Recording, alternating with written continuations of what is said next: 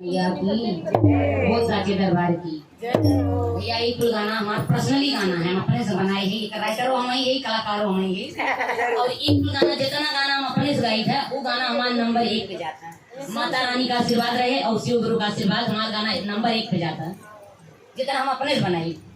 चर्चा गले रहे सब दया करा, कोनो पर्सनल हमारा हमारा ही बना सब सेवा करा। इसी चर्चा भजन रहे उन्हीं पर का माता जी का उन्हीं की जोड़ा है। हरे मांगे न मैया मोरी,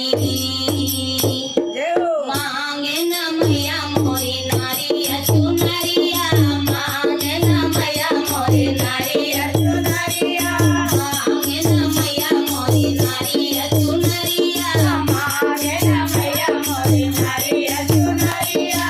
अड़वा मैया के मोरे भागे हो मोरी मैया, मोरी मैया